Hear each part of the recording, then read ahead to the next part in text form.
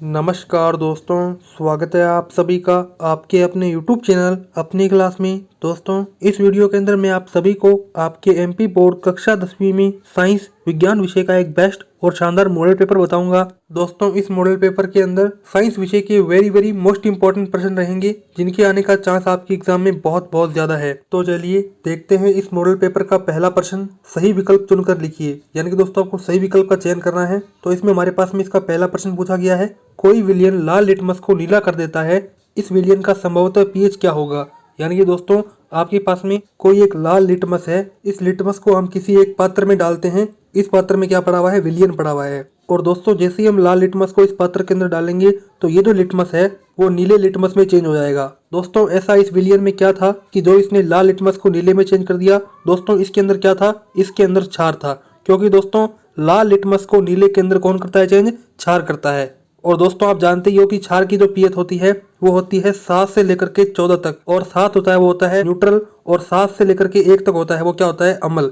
तो दोस्तों यहाँ पे क्या पता लग रहा है कि जो वो विलयन है वो क्षार था, इस प्रकार से जो पीएच होगी वो 7 से बड़ी होगी। तो दोस्तों यहाँ पे करेक्ट आंसर क्या होगा, ऑप्शन नंबर डी 10।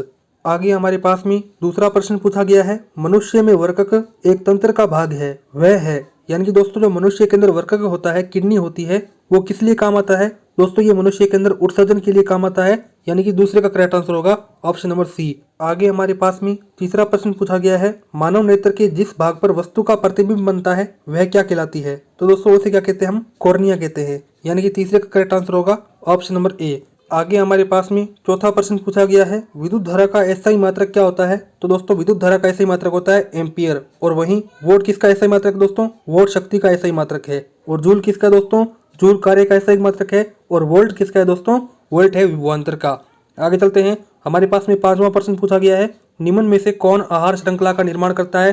तो दोस्तों यहाँ पे हमारे पास में बी ऑप्शन करेक्ट होगा, क्योंकि घास है वो उसे बकरी खाती है, और बकरी को कौन खाता है, मानव खाता है। आगे चलते हैं, हमारे पास में दूसरा प्रश्न पूछा गया है, रिक्त स्थान भरिए। तो हमारे पास में रिक्त स्थान भरने हैं। तो पहला प्रश्न है, वे अभिक्रियाएं जिनमें उत्पाद के निर्माण के साथ साथ उष्मा भी उत्पन्न होती है, उस अभिक्रिया को क्या कहते हैं। यानी कि दोस्तों जिस अभिक्रिया के अंदर जो उष्मा निकलती है उस अभिक्रिया क्या कहते हैं, दोस्तों उसे कहते हैं उष्माक्षेपी अभिक्रिया। दूसरा प्रश्न है, आधुनिक आवर्त सारणी में कितने समूह हैं। तो दोस्तों आधुनिक आवर्त सारणी के अंदर 18 समूह हैं। आगे हमारे पास में तीसरा प्रश्न पूछा गया है, मेंडल ने किन नियमों का प्रतिपादन किया। तो दोस्तों मेंडल ने परिभाविता के जो नियम है उनका प्रतिपादन किया था। आगे हमारे पास में चौथा प्रश्न पूछा गया है, सामान्य दृष्टि के वयस्क के लिए सुस्पष्ट दर्शन की अधिकतम दूरी कितनी होती है। तो दोस्तों वो होती है 25 सेंटीमीटर। कितनी होती है दोस्तों, 25 सेंटीमीटर। आगे हमारे पास में पांचवा प्रश्न पूछा गया है, एक पौषी स्तर से दूसरे पौषी स्तर तक ऊर्जा का जो स्थानांतरण है वो कितना प्रतिशत होता है। तो दोस्तों वो होता है 10%। आगे हमारे पास में तीसरा प्रश्न पूछा गया है, सही जोड़ी बनाइए। तो दोस्तों हमारे पास में पहला है सोडियम। तो दोस्तों सोडियम क्या होता है, अति क्रियाशील धातु होता है। और वहीं नेफ्रॉन क्या है, नेफ्रॉन वर्कक की संरचनात्मक और क्रियात्मक इकाई है, यानी कि दूसरे का होगा एफ। अंतःस्रावी ग्रंथि से हार्मोन निकलते हैं, और समझात अंग है हमारे हाथ एवं कुत्ते की अग्रपाद। और वहीं विभवांतर का जो मापन है वो हमारे पास में होता है किसे, वोल्ट मीटर से। तो यानी कि पांचवें का होगा बी यहाँ पे। तो इस प्रकार से आपको मिलान करना था। आगे हमारे पास में चौथा प्रश्न पूछा गया है, एक वाक्य में उत्तर लिखिए। तो हमारे पास में पहला है, शुद्ध जल का पीएच मान कितना होता है। तो दोस्तों शुद्ध जल का पीएच मान होता है 7। आगे हमारे पास में सातवां प्रश्न पूछा गया है, हरे पौधे की पत्तियों में पाए जाने वाले वर्णक का नाम लिखिए। तो दोस्तों आप सब जानते ही हैं कि पौधों के अंदर क्लोरोफिल नाम का वर्णक होता है, जिसके कारण पौधे हैं वो हरे होते हैं। आगे हमारे पास में तीसरा प्रश्न पूछा गया है, मनुष्य में आयोडीन की कमी से कौन सा रोग होता है। तो दोस्तों वो होता है घेंगा। आगे हमारे पास में चौथा प्रश्न पूछा गया है, दो जीवाश्म ईंधनों के नाम लिखिए। आप लिख दोगे आसानी से। आगे हमारे पास में पांचवा प्रश्न पूछा गया है, दर्पण सूत्र लिखिए। तो दोस्तों दर्पण सूत्र वो होता है हमारे पास में 1/f बराबर 1/v प्लस 1/u। तो ये क्या होता है दोस्तों, हमारे पास में दर्पण सूत्र होता है। आगे हमारे पास में पांचवा प्रश्न पूछा गया है, विकृत गंधिता को परिभाषित करें। तो दोस्तों ये बड़े प्रश्न है, आप इन्हें खुद सोल्व करेंगे तो बढ़िया रहेगा, क्योंकि आपकी इसकी प्रैक्टिस भी हो जाएगी। और आगे हमारे पास में पांचवें के अथवा में प्रश्न पूछा गया है, लोहे की वस्तुओं पर हम पेंट क्यों करते हैं। तो दोस्तों आप सब जानते ही हो कि लोहे की वस्तु पर हम पेंट इसलिए करते हैं ताकि जो लोहा है उसे जंग ना लग जाए। आप क्या कीजिए दोस्तों, इन प्रश्नों को अपनी कॉपी पर लिखते जाइए और साथ साथ सॉल्व करते जाइए। आगे हमारे पास में छठा प्रश्न पूछा गया है, संयोजकता को परिभाषित कीजिए। तो दोस्तों जैसे कि मैं यदि बताऊं, कॉपर की संयोजकता है वो होती है +2, यानी दोस्तों कॉपर 2 इलेक्ट्रॉन चार्ज सकता है, तो उसे बोलते हैं संयोजकता। और वहीं छठे के अथवा में पूछा गया है, न्यूलैंड के अष्टक सिद्धांत की 2 सीमाएं लिखिए। आप लिख सकते हो आसानी से। आगे हमारे पास में सातवां प्रश्न पूछा गया है, परागण क्या है? दोस्तों परागण की सहायता से क्या होता है? लैंगिक प्रजनन होता है। आगे हमारे पास में द्विविखंडन बहुखंडन से किस प्रकार से भिन्न है? तो आप सब जानते ही हैं कि अमीबा जो होता है, अमीबा उसके अंदर द्विविखंडन होता है और बहुखंडन होता है वो होता है यीस्ट के अंदर। आगे हमारे पास में 8वां प्रश्न पूछा गया है, जीवाश्म क्या है? तो आप सब जानते ही हैं कोई भी जीव मर जाता है तो 100 सालों बाद उसको देखेंगे तो वो जीवाश्म बन जाएगा। आगे हमारे पास में 8वें के में पूछा गया है, समजात अंग को परिभाषित कीजिए। तो दोस्तों आप समजात और समवर्ती अंग उन्हें जानते होंगे, उसे आप आसानी से समझा सकते हो। आगे हमारे पास में 9वां प्रश्न पूछा गया है, गोलीय दर्पण के वक्रता केंद्र की परिभाषा लिखिए। तो दोस्तों आप आसानी से गोलीय दर्पण की वक्रता केंद्र की जो परिभाषा है वो लिख दोगे। 9वीं के में है, अवतल दर्पण के मुख्य फोकस की परिभाषा लिखिए। तो दोस्तों ये जो चैप्टर है आपका प्रकाश, वहां से ये प्रश्न आए हुए हैं। आगे हमारे पास में 10वां प्रश्न पूछा गया है, उष्माक्षेपी एवं उष्माशोषी अभिक्रिया को उदाहरण सहित परिभाषित कीजिए। यानी कि दोस्तों आपको उष्माक्षेपी और उष्माशोषी दोनों अभिक्रियाओं को उदाहरण सहित समझाना है। दोस्तों यदि आपको वैसे मैं परिभाषा के अनुसार बताऊं कि उष्माक्षेपी अभिक्रिया क्या होती है, उष्माशोषी अभिक्रिया क्या होती है, तो दोस्तों वह अभिक्रिया जिसमें जो हीट है, जो उष्मा है वो निकलती है, तो उस अभिक्रिया को कहते हैं उष्माक्षेपी अभिक्रिया। और यदि कोई ऐसी रिएक्शन है जिसमें उष्मा है वो यूज हो रही है, उष्मा का नाश हो रहा है, तो दोस्तों उस अभिक्रिया को कहते हैं उष्माशोषी अभिक्रिया। और दोस्तों इसके उदाहरण है वो आप समझा सकते हो। आगे हमारे पास में 10वां के में विस्थापन एवं द्विविस्थापन अभिक्रिया को उदाहरण सहित स्पष्ट कीजिए। आगे हमारे पास में 11वां प्रश्न पूछा गया है, मानव नेत्र का नामांकित चित्र बनाइए। कॉर्निया है, पुतली है, उनकी आसानी से आप चित्र बना सकते हो मानव नेत्र के। आगे हमारे पास में 11वां प्रश्न पूछा गया है, कांच के प्रिज्म द्वारा श्वेत प्रकाश के विक्षेपण का चित्र बनाइए। तो दोस्तों ये जो प्रश्न है वो आपके प्रकाश चैप्टर में से आया हुआ है। आप प्रिज्म को बना देना और इधर से जो सूर्य है उसकी जो रेखाएं हैं वो गुजार देना और जो श्वेत रंग है उसका विक्षेपण है वो भी दर्शा देना, आपका उत्तर आ जाएगा। आगे हमारे पास में 12वां प्रश्न पूछा गया है, चुंबकीय क्षेत्र रेखाओं के कोई 3 गुण लिखिए। तो दोस्तों चुंबकीय क्षेत्र रेखाएं हैं वो कभी भी एक दूसरे को नहीं काटती है, कभी भी एक दूसरे के लंबवत नहीं होती है, तो आप 3-4 गुण है वो लिख सकते हो। आगे हमारे पास में 12वें के में है, फ्लेमिंग का वाम हस्त यानी कि बाएं हाथ का नियम है, उसे आपको बताना है। आगे हमारे पास में 13वां प्रश्न पूछा गया है, विद्युत मोटर का नामांकित चित्र बनाइए। और 13वें के में है, विद्युत जनरेटर का नामांकित चित्र बनाइए। तो दोस्तों इन प्रश्नों को भी आप आसानी से कर लोगे क्योंकि ये भौतिक विज्ञान के प्रश्न है और बहुत ही सिंपल है, आपको बस चित्र बनाना है। आगे हमारे पास में 14वां प्रश्न पूछा गया है, सोलर कुकर के उपयोग से लाभ लिखिए कोई 3। और 14वें के में है, ऊर्जा के आदर्श स्रोत में क्या गुण होते हैं। आगे हमारे पास में 15वां प्रश्न है, जिसमें ए है, उदासीनीकरण अभिक्रिया को उदाहरण सहित परिभाषित कीजिए। तो दोस्तों जब कोई एक अम्ल किसी क्षार से अभिक्रिया करता है तो उस अभिक्रिया को कहते हैं उदासीनीकरण अभिक्रिया।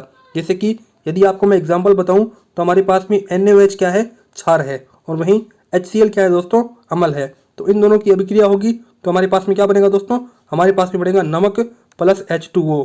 दोस्तों ये क्या होती है, उदासीनीकरण अभिक्रिया होती है। उदासीनीकरण अभिक्रिया का मैंने आपको उदाहरण देकर भी बता दिया। आगे हमारे पास में 15वें का भी है, निम्नलिखित के रासायनिक सूत्र लिखिए। तो पहला है विरंजक चूर्ण। तो दोस्तों विरंजक चूर्ण का सूत्र होता है CaOCl2। ये क्या होता है दोस्तों, ब्लीचिंग पाउडर का सूत्र होता है, विरंजक चूर्ण का सूत्र होता है। और वहीं प्लास्टर ऑफ पेरिस का सूत्र है, वो आप लिख सकते हो, मुझे जल्दी से कमेंट बॉक्स में बताओ, मैं आपका देखता हूँ उत्तर सही है गलत है। और वहीं 15वें के में है, धोने का सोडा एवं बेकिंग सोडा के 2 महत्वपूर्ण उपयोग लिखिए। आगे हमारे पास में 16वां प्रश्न पूछा गया है, निम्न की इलेक्ट्रॉनिक बिंदु संरचना वो बनाइए। पहला है मीथेन और दूसरा है कार्बन डाइऑक्साइड। यानी कि दोस्तों आपको जो बिंदु संरचना होती है वो आपको बतानी है। जैसे कि ये हमारे पास में मीथेन की स्ट्रक्चर है जिसे आप बोलते हो लेविस संरचना। आगे हमारे पास में कार्बन डाइऑक्साइड है, तो कार्बन डाइऑक्साइड में क्या होता है, डबल बॉन्ड होता है, इधर C और O के बीच में डबल बॉन्ड और इधर CO और O के बीच में डबल बॉन्ड। आगे हमारे पास में 16वें के में प्रश्न पूछा गया है, जिसका ए है, साबुन एवं अपमार्जक में कोई 2 अंतर लिखिए। तो दोस्तों ये आप आसानी से लिख सकते हो। आगे बी है, समजातीय श्रेणी को परिभाषित कीजिए। तो दोस्तों ये दोनों के दोनों प्रश्न है वो बहुत ही सिंपल है, आप आसानी से कर सकते हो। आगे हमारे पास में इस पेपर का 17वां प्रश्न पूछा गया है, मानव उत्सर्जन तंत्र का स्वच्छ नामांकित चित्र बनाइए। तो दोस्तों आप जो मानव उत्सर्जन तंत्र है, 2 किडनी हो जाएगी और ऊपर से जो नलिकाएं आ रही है, मूत्र नलिका, उसका भी चित्र बना सकते हो। आपको नामांकित चित्र बनाना है, यानी कि नाम भी बताने पड़ेंगे। आगे हमारे पास में 17वें के में पूछा गया है, ग्लूकोज के ऑक्सीकरण से विभिन्न जीवों में ऊर्जा प्राप्त करने के विभिन्न पथ क्या हैं। यानी कि दोस्तों जो ग्लूकोज का ऑक्सीकरण होता है उससे जो ऊर्जा बनती है, तो वो जो ऊर्जा है वो विभिन्न जीवों में किस प्रकार से संचारित होती है, उसका क्या पथ है वो आपको बताना है। आगे हमारे पास में 18वां प्रश्न पूछा गया है, 4 पादप हार्मोनों के नाम एवं कार्य लिखिए। तो दोस्तों हमारे पास में कई पादप हार्मोन होते हैं, जैसे कि ऑक्सिन, जिबरलिन्स, ये सब के सब क्या है, पादप हार्मोन है। और वहीं 18वें के में पूछा गया है, तंत्रिका कोशिका न्यूरॉन का स्वच्छ नामांकित चित्र बनाइए। तो दोस्तों आप बना सकते हो, कुछ इस प्रकार से हमारे पास में न्यूरॉन होती है, ये हमारे पास में क्या है, न्यूरॉन की स्ट्रक्चर होती है। आगे हमारे पास में 19वां प्रश्न पूछा गया है, विद्युत परिपथ आरेख में उपयोग होने वाले निम्नलिखित अवयवों के रूढ़ चिन्ह लिखिए। विद्युत सेल का होता है हमारे पास में कुछ इस प्रकार से विद्युत सेल होता है, यहाँ पे प्लस हो गया और यहाँ पे माइनस हो गया। और यदि आपको तार संधि बनानी है यानी कि वायर बनानी है तो आप सीधा बना सकते हो। और यदि आपको विद्युत बल्ब बनाना है तो दोस्तों विद्युत बल्ब को आप इस प्रकार से दर्शा सकते हो। और यदि आपको वोल्ट मीटर दर्शाना है तो दोस्तों यहाँ पे आपको क्या करना होगा, वी लिखना होगा। ये क्या है, वोल्ट मीटर का निशान है। आगे हमारे पास में 19वें के अथवा में पहला पूछा गया है, ओम का नियम क्या है। तो दोस्तों ओम का जो नियम होता है वो होता है V बराबर RI। आगे हमारे पास में 19वें के अथवा में दूसरा है, विद्युत धारा की परिभाषा एवं SI मात्रक लिखिए। तो दोस्तों मैंने आपको शुरुआत में विद्युत धारा का SI मात्रक बताया है। विद्युत धारा का SI मात्रक होता है एम्पियर। आगे हमारे पास में 20वां प्रश्न पूछा गया है जिसमें ए है, परिभाषित कीजिए अयस्क और दूसरा है गंग। तो आप दोनों को परिभाषित कर सकते हो, या आपका जो धातु चैप्टर है वहां से आया हुआ है। आगे हमारे पास में 20वें के अथवा में है, पहला ए है, लोहे को जंग से बचाने के कोई 2 तरीके लिखिए। तो दोस्तों मैंने आपको शुरुआत में बताया था कि लोहे को यदि आपको जंग से बचाना है तो आपको पेंट है वो कराना होगा, रंग है वो कराना होगा, और वहीं आपको कॉपर की जो लेपन है वो भी कराना होगा। ये क्या है, दूसरा तरीका है। आगे हमारे पास में बी प्रश्न है, कारण बताइए। तो आपको कारण बताना है। पहला आपको ये कारण बताना है कि प्लेटिनम, सोना एवं चांदी का उपयोग आभूषण बनाने के लिए क्यों किया जाता है।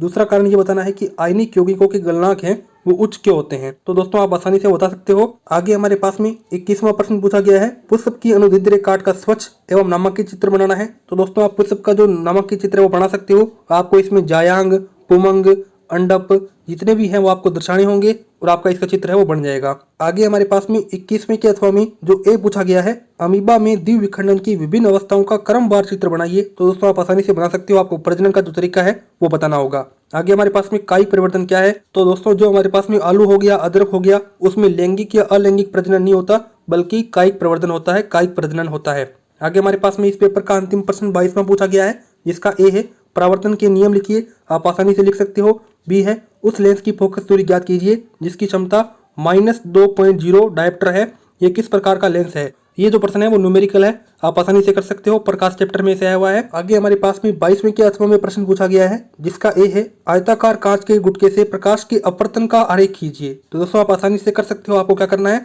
आयताकार कांच का गुटका लेना है और उसमें प्रकाश का अपवर्तन है वो आपको दर्शाना है। आगे हमारे पास में बी है, अवतल दर्पण के कोई 3 उपयोग लिखिए। तो दोस्तों आप आसानी से लिख सकते हो। इस प्रकार से मैंने आप सभी को इस वीडियो के अंदर आपके एमपी बोर्ड कक्षा 10वीं में विज्ञान विषय का जो पेपर है वो बताया। दोस्तों इस पेपर के आने का चांस बहुत ज्यादा है क्योंकि इसमें वेरी मोस्ट इंपोर्टेंट प्रश्न रखे गए हैं। दोस्तों ये जो पेपर है वो टोटल 3 घंटे का था और इसके जो मैक्सिमम मार्क्स थे वो 80 थे। दोस्तों यदि आपको ये प्रश्न अच्छे लगे हों तो इस वीडियो को लाइक करें, चैनल को सब्सक्राइब करें, और दोस्तों यदि आपका कोई भी डाउट है तो वो मुझसे कमेंट बॉक्स में पूछें, मैं आपका तुरंत रिप्लाई करूंगा। दोस्तों इस वीडियो में इतना ही था। अब मिलते हैं किसी अन्य वीडियो में, तब तक के लिए जय हिंद, जय भारत।